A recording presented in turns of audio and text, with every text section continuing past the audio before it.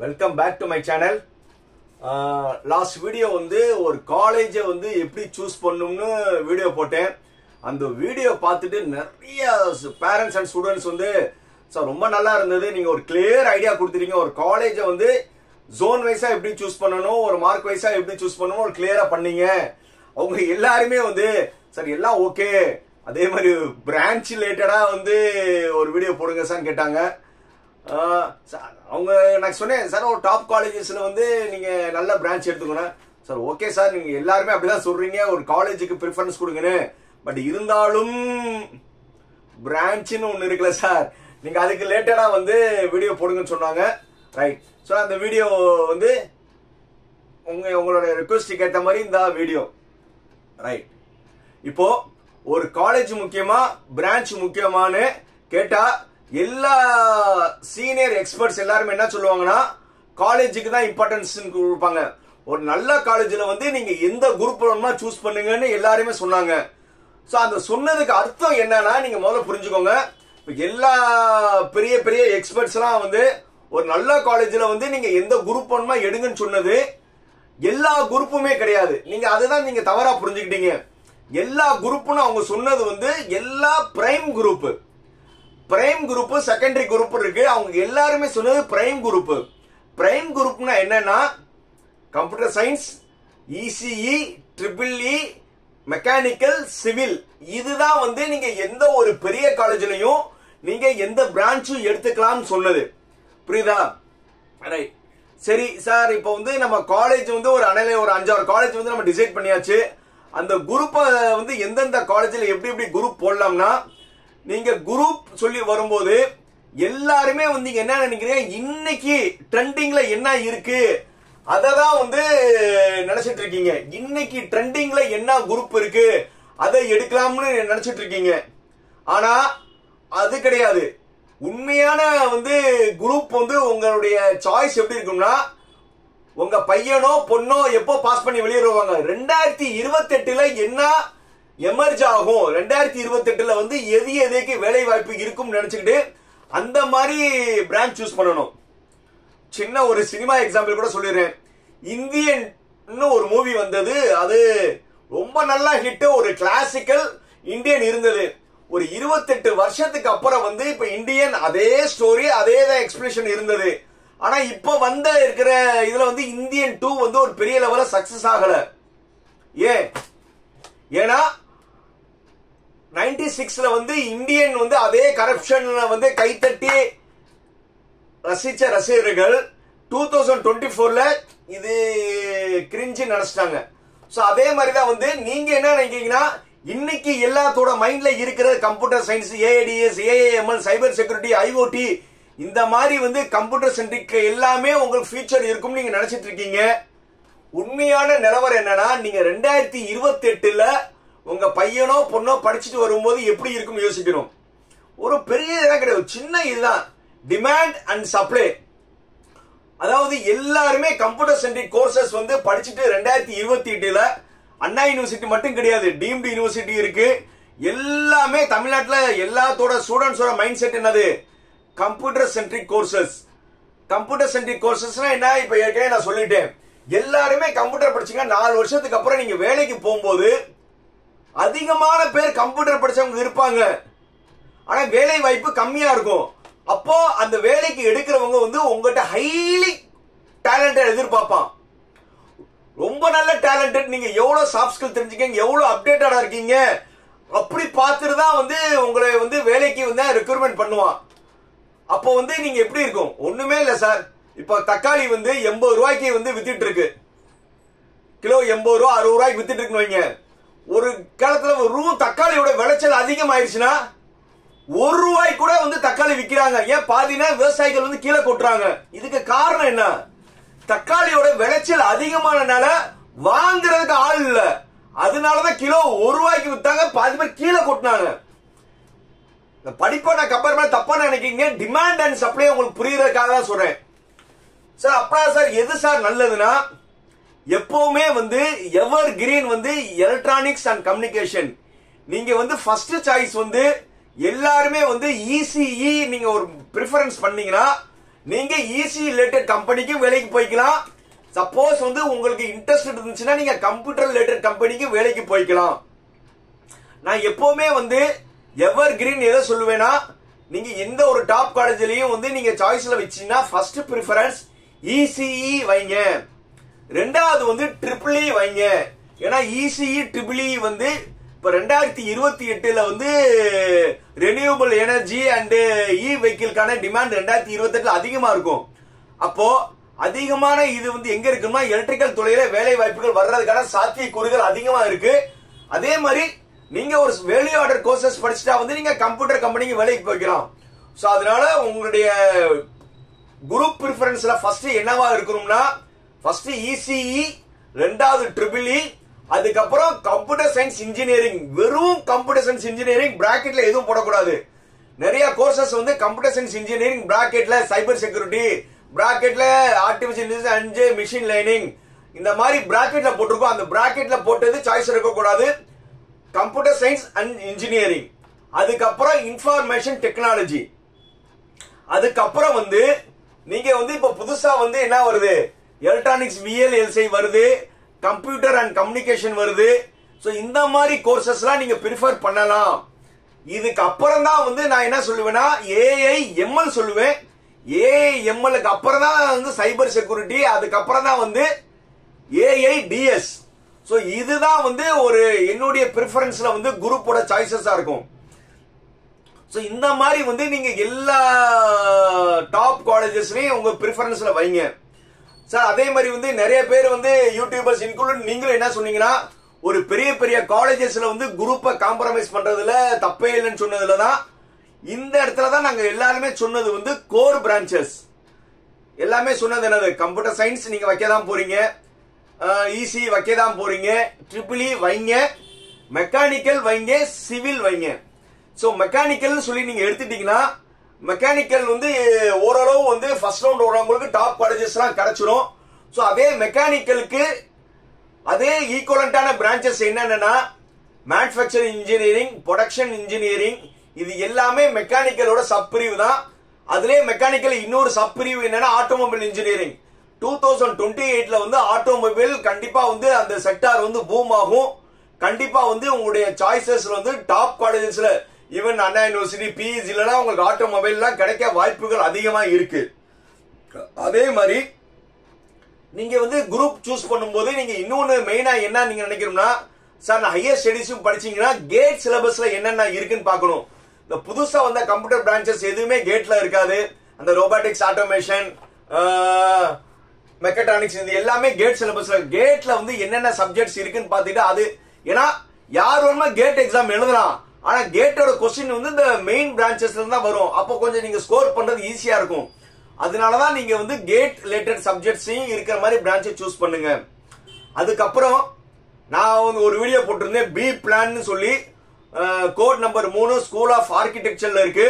அது மொத்தம் 40 சீட்டு.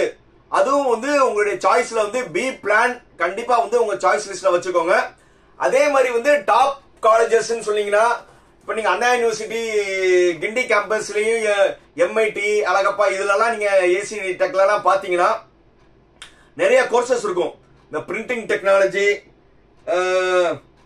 Ceramic, plastic and rubber, இந்த மாதிரி கோர்சஸ்லாம் வந்து நீங்க வந்து சூஸ் பண்ணும்போது கொஞ்சம் யோசிச்சு சூஸ் பண்ணுங்க. சார் நீங்க வந்து அண்ணா யூனிவர்சிட்டியில கிடைக்கிறதுக்காக இந்த குரூப்பை வந்து நான் குறையா சொல்ல, இந்த குரூப்கான ஸ்கோப்ஸ் இருக்குன்னு வந்து நீங்க விசாரிச்சுக்கோங்க. என்னென்னா rubber and plastic, ceramic, leather technology, printing technology, apparel technology, petroleum technology, இந்த மாதிரி வந்து எல்லா அண்ணா யூனிவர்சிட்டி டாப் காலேஜஸ்ல உங்களுக்கு ஈஸியா கிடைக்கும். ஈவன் செகண்ட் ரவுண்ட்ல வரும்போது கூட கிடைக்கும்.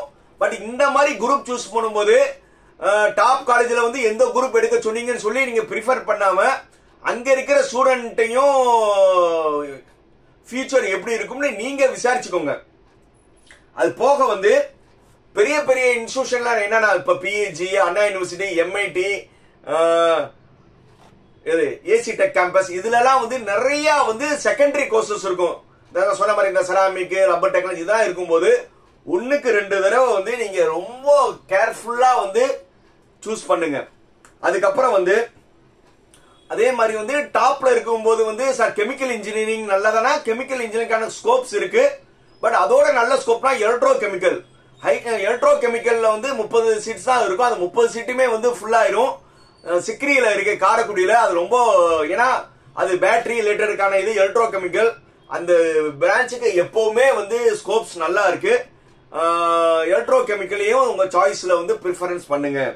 அதுக்கப்புறம் வந்து சார் இந்த டெக்ஸ்டைல், ஃபேஷன் டெக்னாலஜி இந்த மாதிரிலாம் வந்து எப்படி சார் ஸ்கோப்ஸ் இருக்கும்னா, டெக்ஸ்டைல் வந்து ஒரு காலத்துல வந்து கோயம்புத்தூர் ஜோன்ல இருக்கிறவங்களுக்குலாம் டெக்ஸ்டைல் ஸ்பின்னிங் மில் நிறைய இருந்தது, ஸ்கோப்ஸ் நிறைய இருந்தது. பட் வந்து இப்போ அந்த அளவுக்கு இருக்கிற மாதிரி தெரியல. பட் இருந்தாலும் நீங்க ப்ரிஃபரன்ஸ் பண்ணிக்கோங்க. But textile and fashion technology compare பண்ணும்போது ஃபேஷன் டெக்னாலஜி கூட வந்து உங்களுக்கு நல்ல ஸ்கோப்ஸ் இருக்கும் சார். அதுக்கப்புறம் நிறைய பேர் டவுட் என்ன கேட்கறாங்கன்னா, bio medical and bio technology எப்படி சார் இருக்கும்னா, பயோ மெடிக்கல் வந்து ஆல்மோஸ்ட் வந்து இன்ஸ்ட்ருமெண்டேஷன் அண்ட் கண்ட்ரோலிங் ஒரு இது மாதிரி தான் இருக்கும், ஒரு இன்ஸ்ட்ருமெண்டேஷன் பிரான்ச் மாதிரி தான் இருக்கும். பயோ மெடிக்கல் வந்து எடுக்கலாம். பயோ டெக்னாலஜி என்னன்னா பியூர் வந்து பயாலஜிக்கல் ஓரியன்டா இருக்கும். இது வந்து வேலை வாய்ப்பு வந்து அந்த அளவுக்கு இருக்கா இல்லையான்னு தெரியல. ஆனா ரிசர்ச், நீங்க ஹையர் ஸ்டடிஸ்க்கு இல்ல ஃபாரின்க்குலாம் போறீங்கன்னா இந்த bio medical and bio technology அதிகமா இருக்கும். அதுக்கப்புறம் அக்ரிகல்ச்சர் இன்ஜினியரிங் எப்படி இருக்கும்னு கேக்குறீங்க. அக்ரிகல்ச்சர் இன்ஜினியரிங் வந்து நிறைய பேர் என்ன நினைச்சிட்டு இருக்கீங்கன்னா, ஒரு அக்ரிகல்ச்சர் இது நினைச்சிட்டு இருக்கீங்க.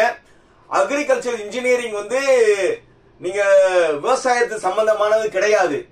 அக்ரிகல்ச்சர் இன்ஜினியரிங்னா அக்ரிகல்ச்சருக்கு யூஸ் ஆகிற மிஷினை பத்தி படிக்கிறது. டிராக்டரு, கதிர் இருக்கிற மிஷினு, அந்த மாதிரி மிஷினரி பத்தி படிக்கிறது. அக்ரிகல்ச்சர் வேற, அக்ரிகல்ச்சர் இன்ஜினியரிங் வேற. நிறைய பேர் தெரியாம வந்து அக்ரிகல்ச்சர் இன்ஜினியரிங் சொல்லி வந்து சேர்றாங்க. இதே மாதிரி தான் இந்த பயோ மெடிக்கல் தான் வந்து ஒரு டாக்டரா நாங்க ஆகும்னு நினைச்சோம், முடிக்கலன்னா பயோ மெடிக்கல் நினைக்கிறீங்க.